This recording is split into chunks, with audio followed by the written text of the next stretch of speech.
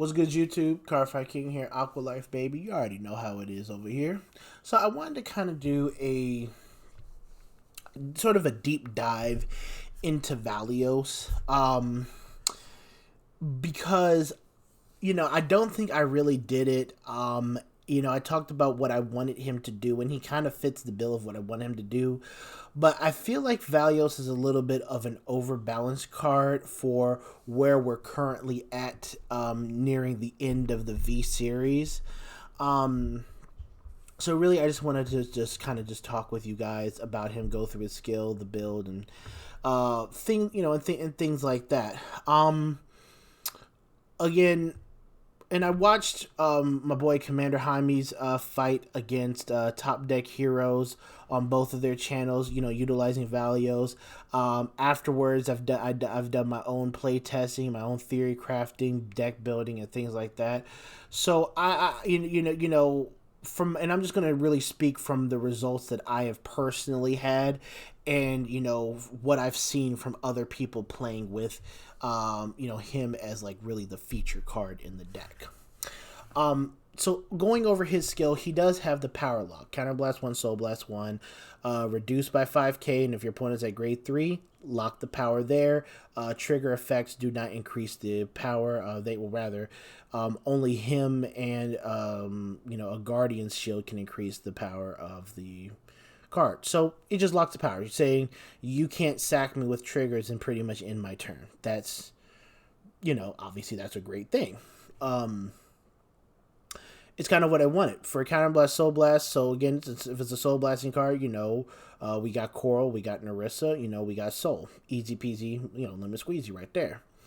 But then he has the Megiddo skill. And for those of you who don't know, Megiddo was a card that was featured. It's Zeroth Dragon that was featured at the end of the Stride era, where basically you got rid of your entire Stride deck when you went into him, in order to call out a bunch of cards to the board and assault your opponent with a plethora of pretty much pretty powered up attacks. Megiddo was a really cool Zeroth Dragon. I like Megiddo a lot. And he's kind of like a watered down Megiddo. You remove you Persona Blast, so you discard a copy of him from your hand. You remove all markers from your circles, and then call up to 5 cards, from the drop zone to the board. I like the skill, and I don't like the skill. I like the skill for the fact that you're getting cards to the board, so being able to have a Grand Blue-like ability in Aqua Force is amazing. Being able to kind of refresh your board, fix your board, where your opponent can like assault your rear guards, your stuff getting nuked by Blade Master if you see a random Blade Master player or anything like that. So he really kind of fixes your board and will allow you to set up, set your turn up for the more optimal plays as far as attacking your opponent, getting shield out, putting damage on board. Removing all the markers, I don't really like removing all the markers. It is paying kind of a homage to Megiddo, getting rid of your G zone, but removing like the Excel markers, in a deck that's not going to, especially in a deck that doesn't generate a massive amount of Excel markers, I think it's a little bit overbalanced in my opinion. If it was like Thavis or something like that, who generates way more markers than this, you have things like Gold Paladin who generate markers like crazy and things like that. Like the Ravon deck, the Blue Wave style deck never generated markers at a rapid pace. A lot of the times you were working off of one marker, if you couldn't secure a rewrite into Ravon. And this card not having a marker, I just don't think that that removing all markers was necessary text in it.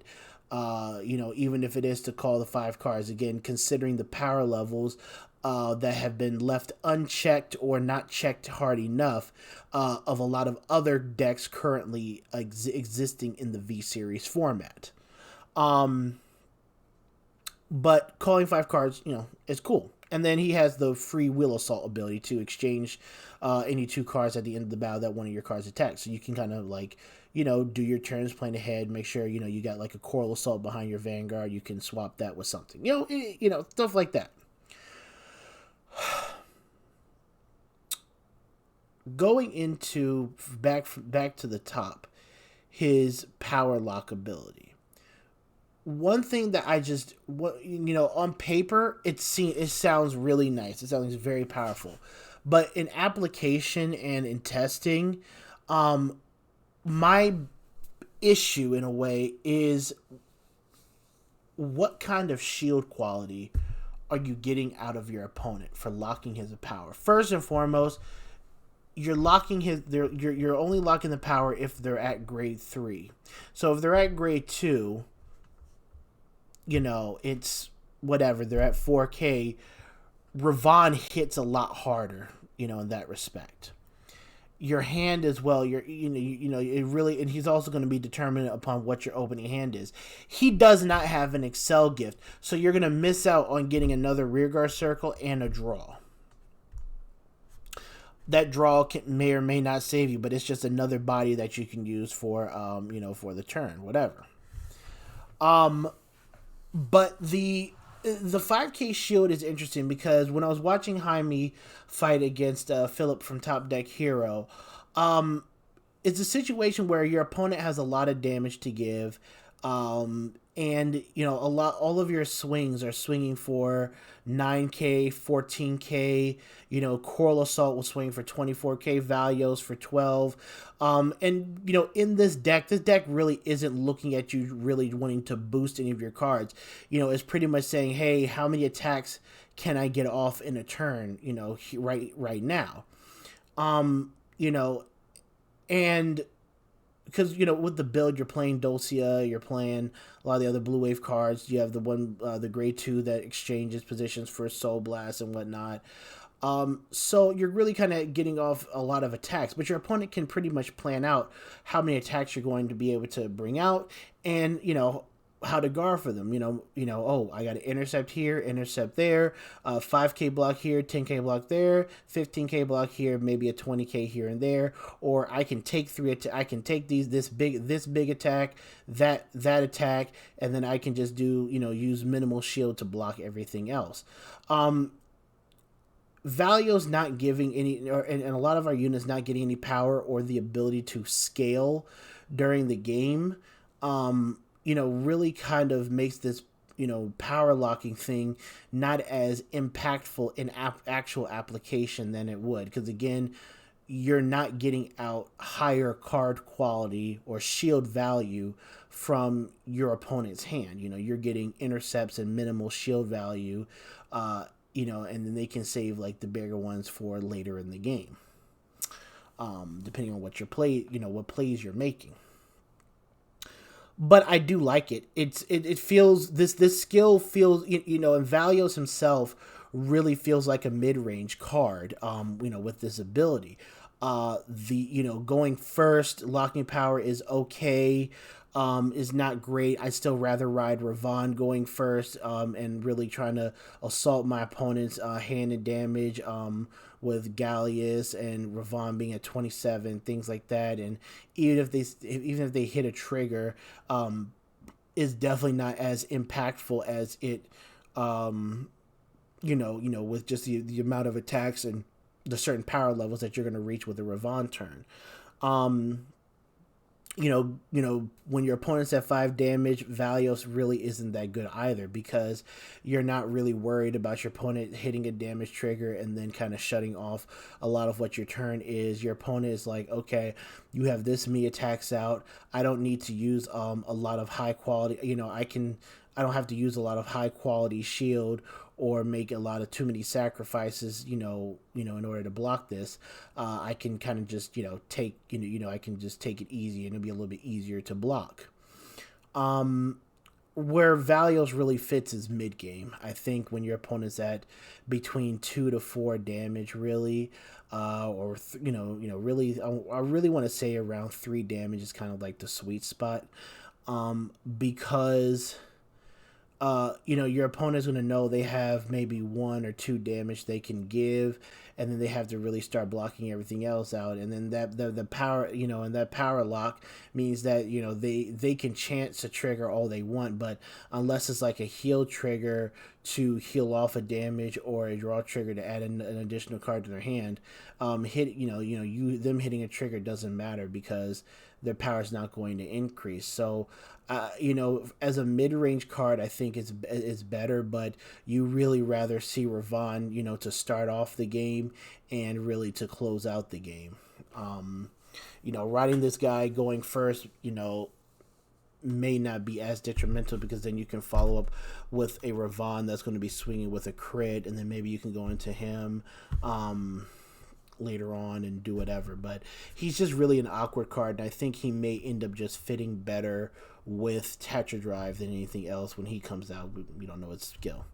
And then the Megiddo skill. The Megiddo skill, to be perfectly honest with you guys, really should only be used if you are in a desperate and dire situation where you need to get to fix a board. Because, again, I think that they overbalance this card by needing to remove the Excel circle. This deck does not generate Excel markers that fast. And I think that, because it doesn't, generate Excel markers, as much as other decks go, you don't need to have this ability here. So, but I think it's just an ability that you use in emergency situations where you really need to fix your board. You really need to, something like that. Otherwise, I would pretty much leave this Megiddo like ability alone and continue with my turn, making it the best turn that as possible.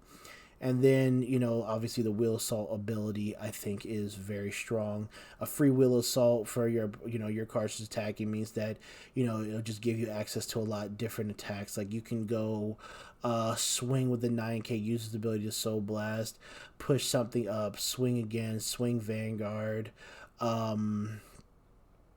swing Coral Assault, or swing something else, then exchange it with Coral Assault, swing again, swing from the back. I mean, there are a lot of different swings that you can do and, ways you can build your board with this card. But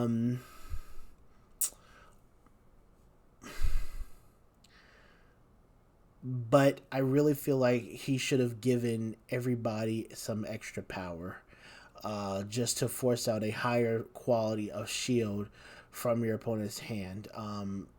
It does. This card, to be perfectly honest, this card does feel like Aquaforce of old. Again, a lot of small attacks, forcing your opponent to make tough guarding decisions. But what this card is missing is the big finish. Aquaforce has always, and I've said this on my channel since October of 2013. Aquaforce has always been a clan to where we have a little ripple, smaller attacks, and each attack leads up to a bigger finish, a big wave. You had, like, for instance, like you had, with Maelstrom, for instance, you have small attacks here, then Maelstrom is the fourth battle of the turn. He has a limit break, gains ability, if he hits, you draw a card, kill something. I mean, that's kind of like your big finish. What Valeos is missing is that big finish.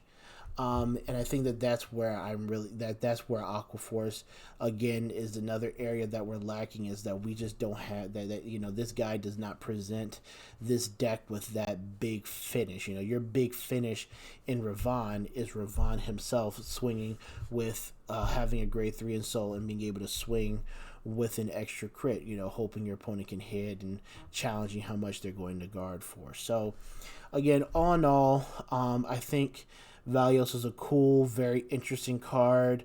I think that he, for what he does, elements of Gramble, everything. Like, I think it's a very fun and unique card design. Don't get me wrong.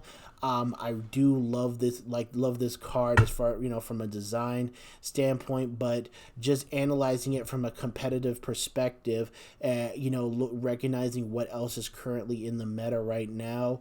I think this card is slightly overbalanced.